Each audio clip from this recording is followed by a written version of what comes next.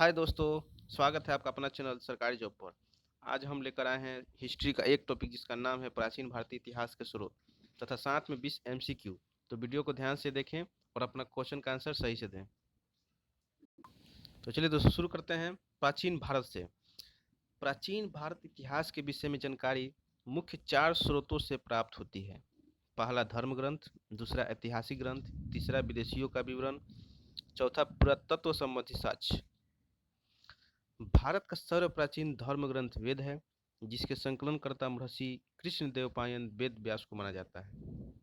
वेद वासुदेव कुटुंबकम का उपदेश देता है। भारतीय परंपरा वेदों को नित्य तथा अपुरुष मानती है। वेद 4 हैं: ऋग्वेद, यजुर्वेद, सामवेद, अथर्ववेद। इन 4 वेदों को संहिता कहा जाता है। ऋग्वेद ऋचाओं के क्रमबद्ध ज्ञान के संग्रह को ऋग्वेद कहा जाता है। इसमें 10 मंडल, 1028 सूक्त एवं 10,462 ऋचाएँ हैं।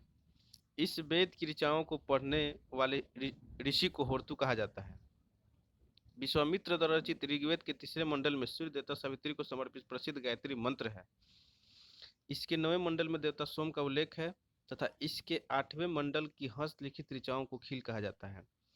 चतुर्वर्गीय समाज की कल्पना का आदि स्रोत ऋग्वेद के 10वें मंडल में वर्णित पुरुष सूक्त है। ऋग्वेद में अधन्य शब्द का संबंध गाय से है।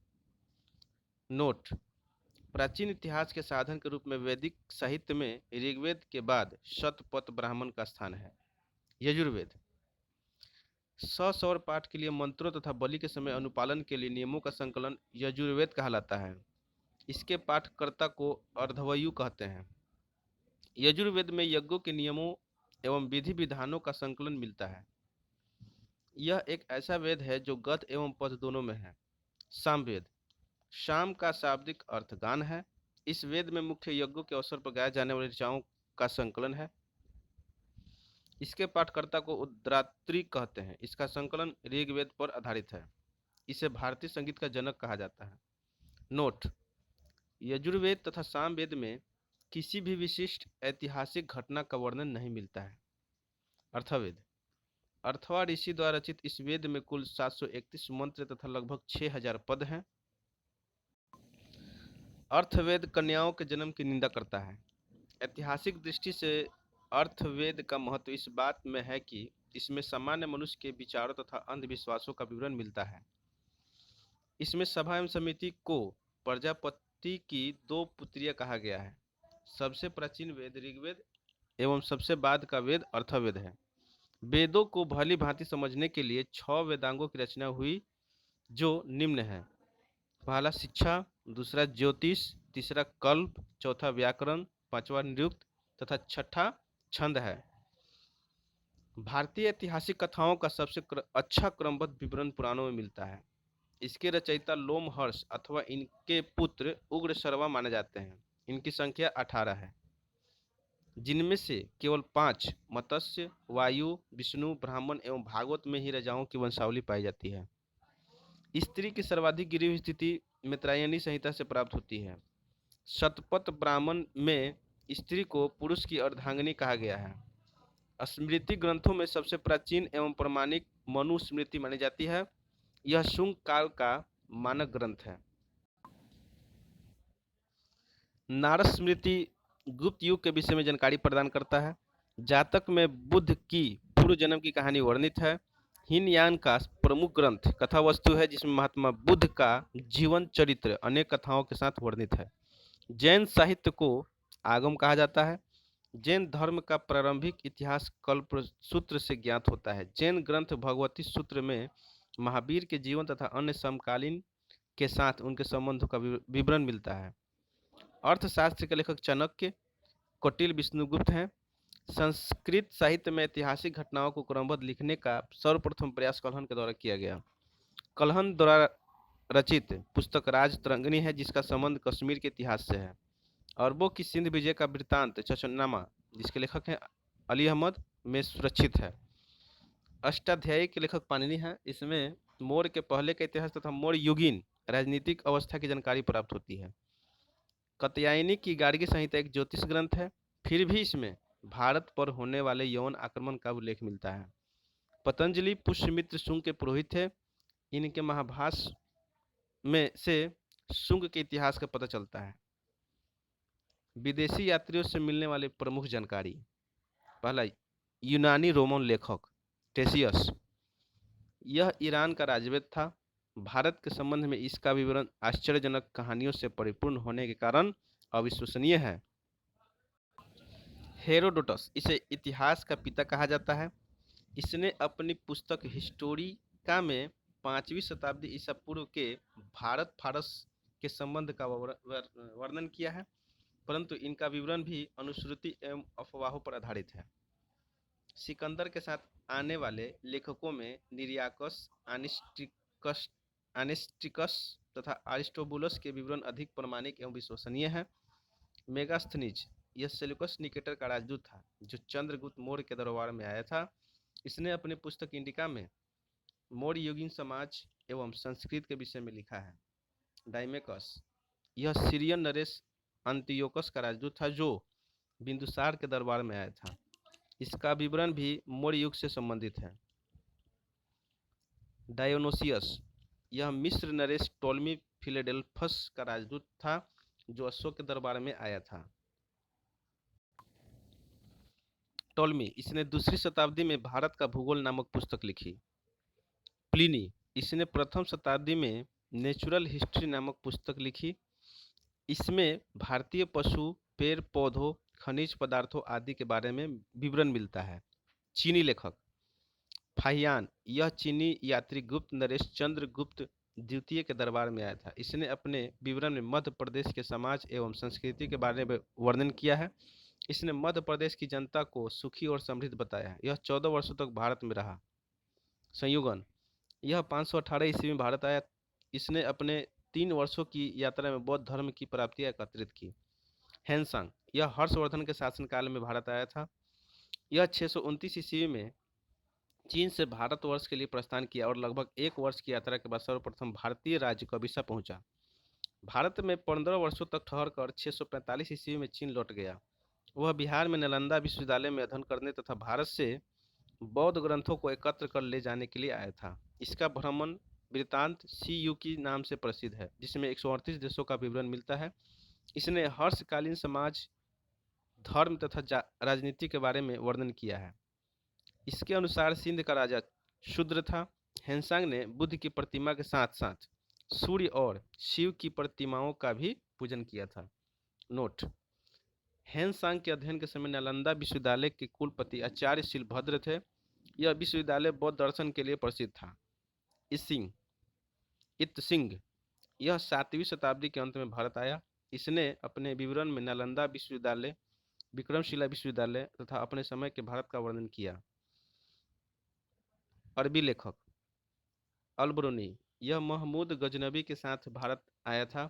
अरबी में लिखी गई उसकी कृति किताब उल हिंद या तहकीक-ए-हिंद भारत की खोज है।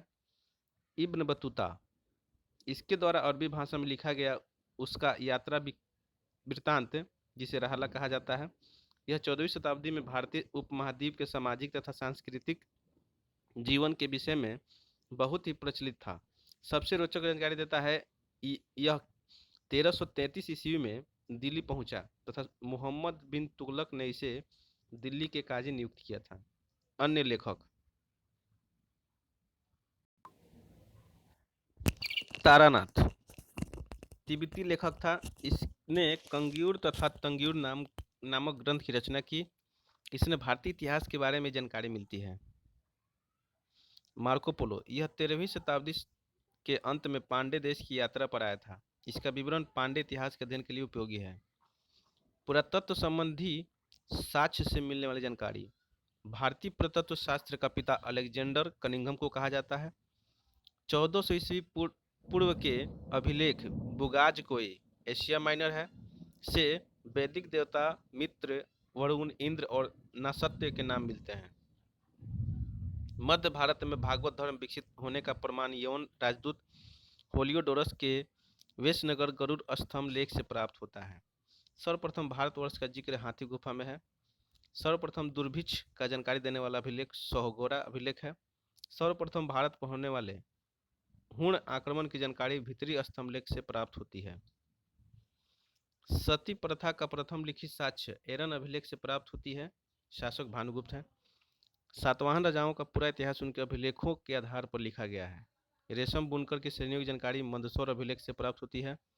कश्मीरी नवपाषाणिक पुरास्थल बुर्जहोम से गर्त आवास का साक्ष्य मिलता है। प्राचीनतम सिक्कों को वहा सिक्का कहा जाता है। इसी को साहित्य में कारसर्पण कहा जाता है।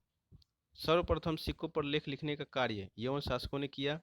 समुद्रगुप्त की बीन बजाती हुई मुद्रा वाले सिक्कों से उनके संगीत प्रेमी होने का प्रमाण मिलता है। अरिकमेडु से रोमन सिक्के प्राप्त हुए हैं। नोट: सबसे पहले भारत के संबंध बर्मा, मलाया, कंबोडिया तथा जावा से स्थापित हुए। नोट: अभिलेखों का अध्ययन एपिग्राफी कहलाता है। उत्तर भारत के मंदिरों की कला की शैली नागर शैली एवं दक्षिण भारत के मंदिरों की शैली द्रविड़ शैली कहलाती है। दक्षिणापथ के मंदिरों के निर्माण में नागर और द्रविड़ दोनों शैलियों का प्रभाव पड़ा है। इसे वेसर शैली कहा जाता है। पंचायतन शब्द मंदिर रचना शैली से संबंधित है। पंचायतन मंदिर का उदाहरण कंदरिया महादेव मंदिर, खजुराहो ब्रह्मेश्वर मंदिर, भुवनेश्वर लक्ष्मण मंदिर, खजुराहो लिंगराज मंदिर, भुवनेश्वर दशावतार मंदिर, देवगढ़ कुंडेश्वर मंदिर, महाराष्ट्र। चलिए दोस्तों 20 MCQ क्वेश्चन है। चलिए शुरू करते हैं। सर्वप्रथम भारतवर्ष का जिक्र किस अभिलेख में मिलता है? ऑप्शन है नासिक, जूनागढ़, हाथी गुफा, एरन। चलिए दोस्तों आपका सही आंसर है ऑप्शन 3 हाथी गुफा अभिलेख। अगला क्वेश्चन है भारत का सर्व प्राचीन धर्म ग्रंथ निम्न में कौन सा है? ऑप्शन है रामायण, महाभारत, बाइबिल या वेद। आपका सही आंसर है ऑप्शन 4 वेद।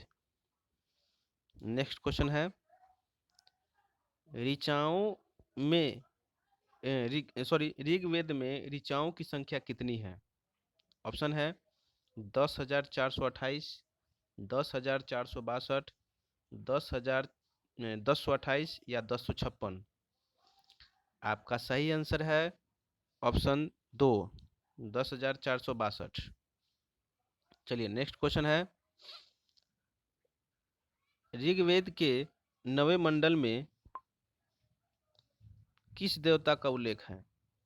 ऑप्शन है सूर्य, इंद्र, सोम, वरुण। आपका सही आंसर है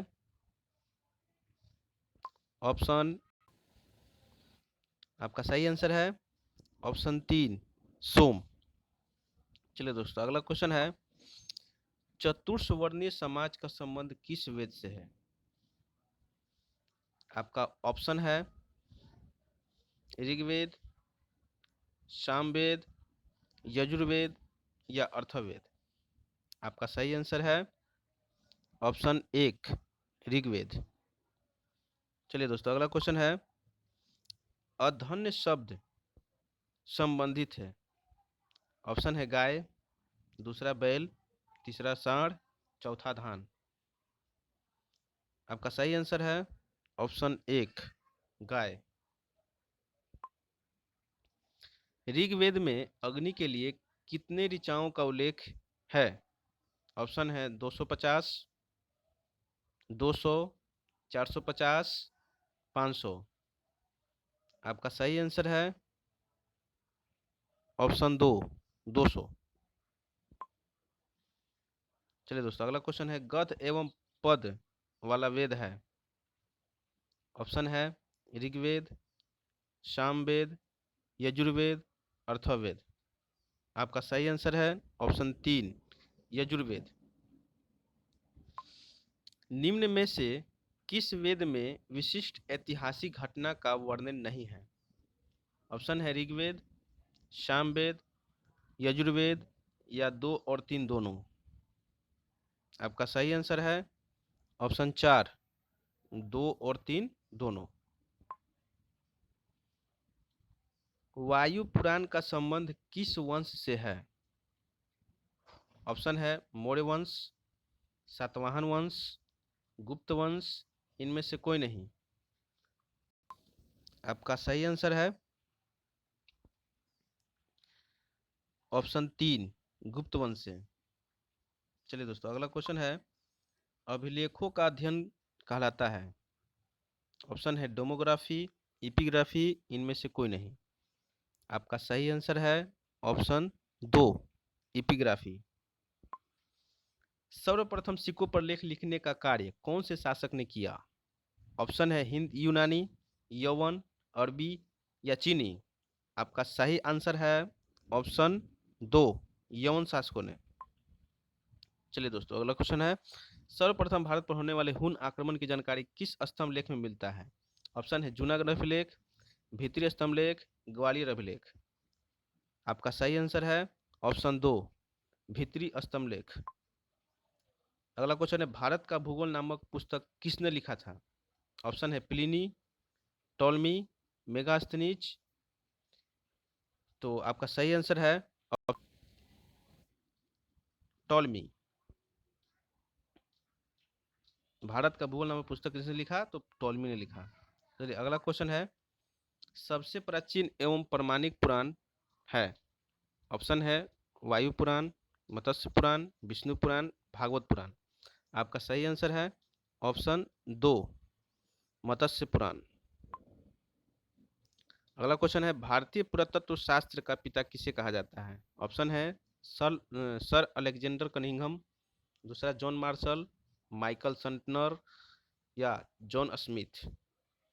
आपका सही आंसर है option 1 sir Alexander Cunningham. Next question, सर्वप्रथम भारत का संबंध किस देश के साथ स्थापित हुआ? आपका ऑप्शन है बर्मा, कंबोडिया, मलाया या जावा। आपका सही आंसर है ऑप्शन 1 बर्मा। अगला क्वेश्चन है, दक्षिण भारत के मंदिरों की कला को कौन सी शैली कहा जाता है? चलिए दोस्तों, ऑप्शन है द्रविड़ शैली, नागर शैली या दोनों।